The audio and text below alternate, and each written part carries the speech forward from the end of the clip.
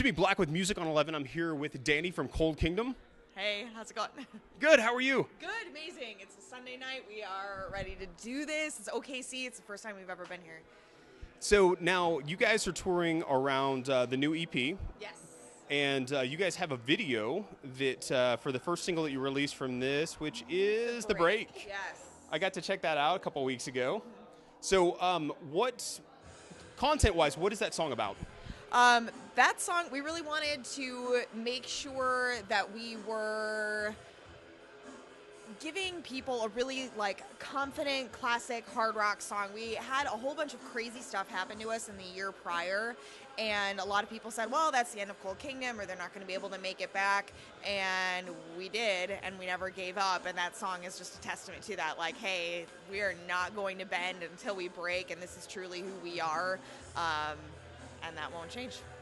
Now, the choice to do a full-length or an EP, I know a lot of bands are kind of switching to the EP format. Yeah. It seems to be picking up a lot more popularity now, especially with digital download being way more popular than physical releases. What was your reasoning behind that? I think it has a lot to do with the way that digital music is being released now in the world of social media and the digital age of music. People want things accessible so much quicker, and when it comes to releasing content like music videos and singles and things like that, where people can pick it up. I mean, you can see bands, even the bands that are releasing their full lengths, like think of Nothing More. They just released, how many singles did they release off of that on iTunes before they even released the full album? So we wanted to make sure that we were releasing the content as fast as we could for people to get that in their hands, because we have so much music, it's ridiculous, that's not even recorded yet. So it's kind of like, release a little chunk, do several music videos off of it, tour in support of it, and then quickly we can turn around and get more music out to people because we know that they want it. So I think that that's kind of where we're getting to now, and we're going to get to a point where people are just going to release 2 songs at a time. And instead of even really, and then maybe a whole album collection, because the physical format seems to be going away, and a lot of the retail big box stores are not carrying it anymore. So I think in the next 5 years, we're going to see that, just digital releases and then a collection on vinyl. Yeah, and vinyl was something that we had talked about, of course, but when you do vinyl, you have to print, just in excess of it, and for cost effectiveness we wanted to make sure, but that did get thrown around. I love a full album. I love to sit there, especially on vinyl. I love to listen to it, and I think it really engages the listener. And when you have an album, whether it's done in concept or whether it's done out of concept, it's nice to hear from beginning to end, and you're really engaging with their creative process and why they chose to put a song in a certain order and things like that. I realize that maybe I'm an outlier in that, but there are those sort of audiophiles who enjoy the hell out of that. You're absolutely right. If you look at Dark Side of the Moon, yeah, that album, the flow that album has, if those songs were in any other order, it wouldn't make any sense exactly.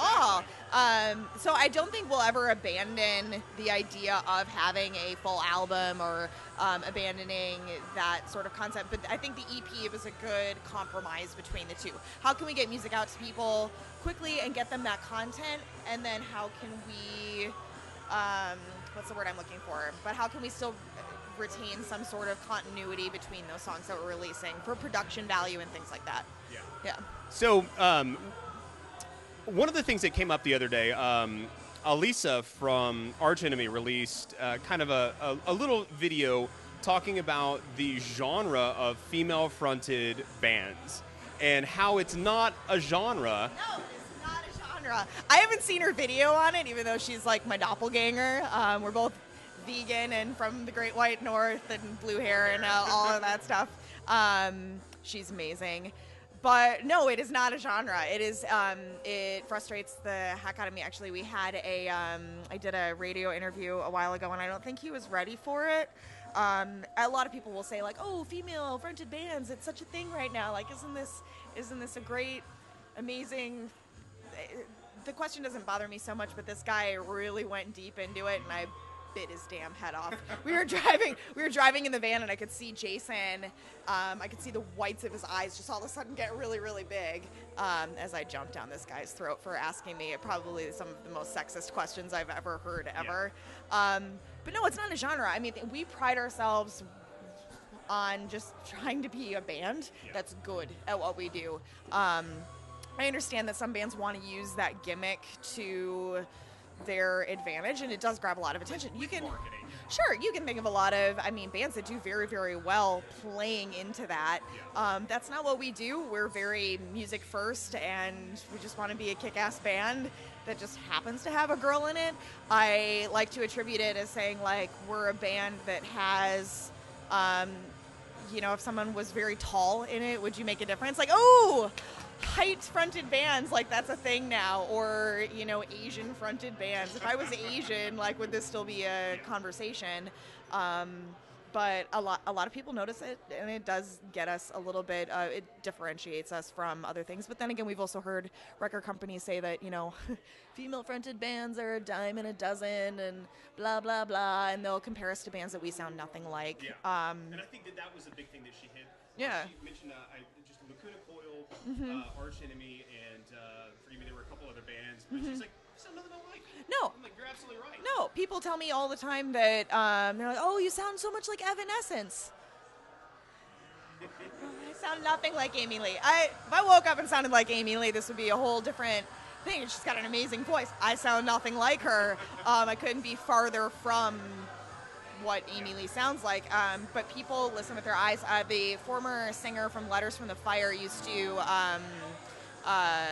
get the same thing. And she's like, people listen with their eyes, I think that anymore, because of marketing, because the big push, in the industry with trying to make as much money as possible because of the decline of record sales, that there's going to be as much push to differentiate a band, as much push to differentiate one band from another. And I think that kind of comes from being able to pigeonhole, hey, this band sounds like this. If you like Metallica, you'll like this band. And that's, trying to compare and group things together. And it's been around forever, and yeah, I can see how it's an annoyance. I understand it. I'm not, completely detached from reality where I think, like, that should go away and everyone should be blind to it. I get it. I totally get it. It doesn't mean that it makes me even less angry to, answer that question. You're a girl. How does it feel to be in a rock band? It feels great. I like being in a rock band. But it just gets really exhausting. After a while, it's like, can we just talk about something other than the fact that, yeah, it would be great. We're in a bar right now. I'm looking at it right now. The door to the bathroom says gender neutral. Take that, even though we're in Oklahoma City. I didn't know what to expect. It's the first time we've been here. So everyone's like, oh, it's Bible Belt. They do 3-2 beer. There's dry counties. Yeah, we're moving closer to, 1996, and we're only 22 years behind, so we're almost there. Almost, so close. No, it's cool. You never know what to expect in cities that you've never been to before. And we saw so many crazy, amazing, very polarized things. We were in Springfield, Missouri yesterday, and it was nuts. Like, we saw both ends of what's going on, and we only get to experience those cities, of course, for very brief amount of time before we have to move on to the next one. But we like what we see so far. What made you want to do this? What made you want to get up on stage and look out of the crowd and sing? Disney movies and The Sound of Music.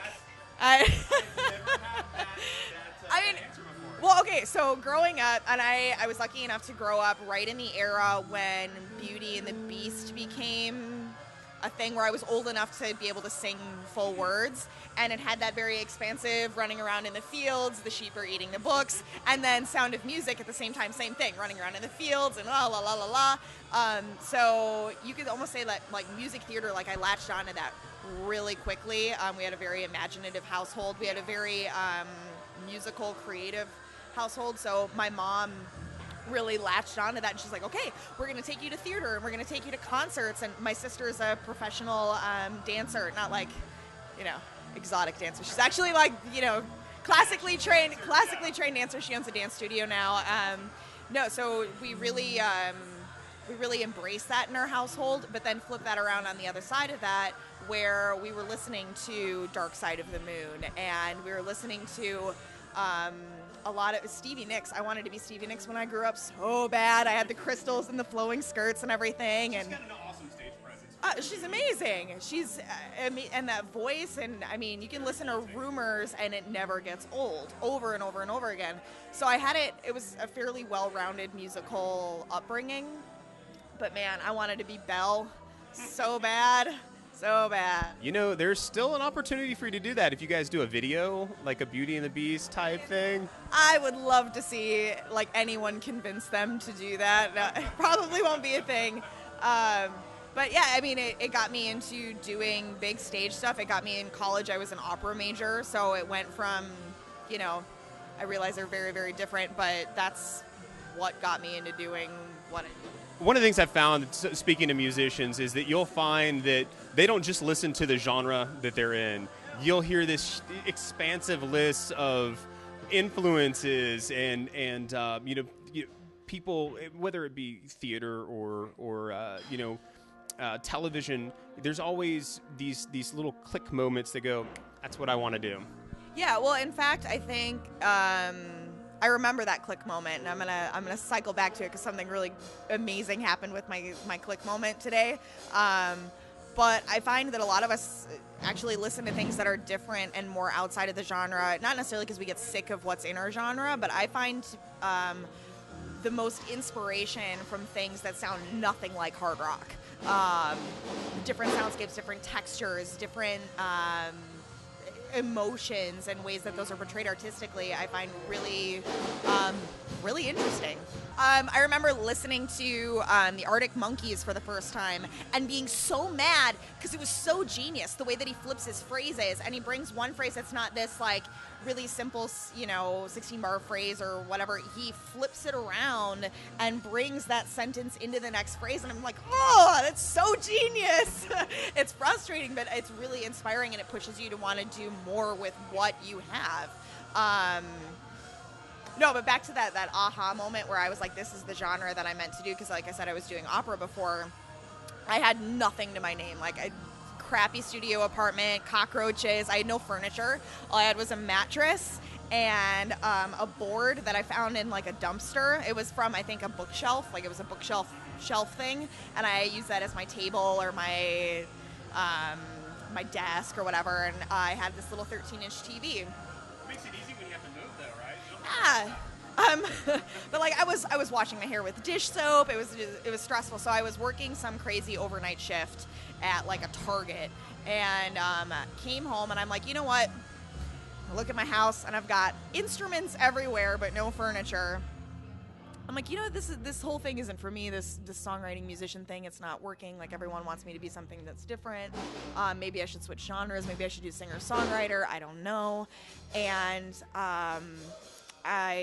the TV was on, and it was like VH1 Late Night or something like that. And I heard this little tiny voice, and you can see she's in a dress, and it's, I will break enter thoughts. And I'm like, what in the shit is this again? Like, another female thing, girl being, you know, exploited with a tiny little fluty voice. And then Lacey Sturm comes in that with, I will break. And I remember sitting back, like, going, what is this sorcery? And I was fixated on that entire video, and then I proceeded to learn everything that I could about the band, about what Lacey Sturm does, about Flyleaf, her background and everything, and it was so similar to what I had experienced and what I had gone through that, for me, that was like, I can do this. I can do this. And ever since then, I've pushed forward, and today she accepted my Facebook friend request, and I just about lost it. No, we're Facebook official. We've never actually met. I almost like bought a meet and greet once, but I didn't want to seem disingenuous, like,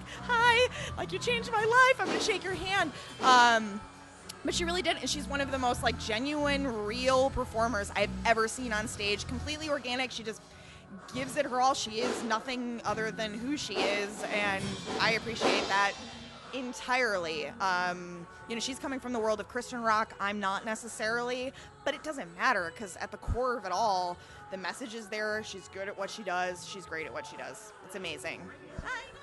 So how is the tour going so far? I know that you guys had some problems yesterday, unfortunately.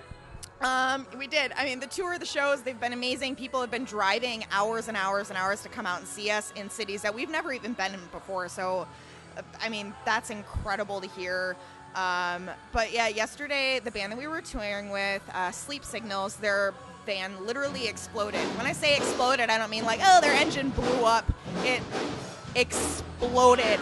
Ball of fire. They lost everything that was in their van. So we're talking wallets, laptops, their cash box I think was lost, all of their suitcases, absolutely everything. So they couldn't rent a vehicle because their driver's licenses were in there, and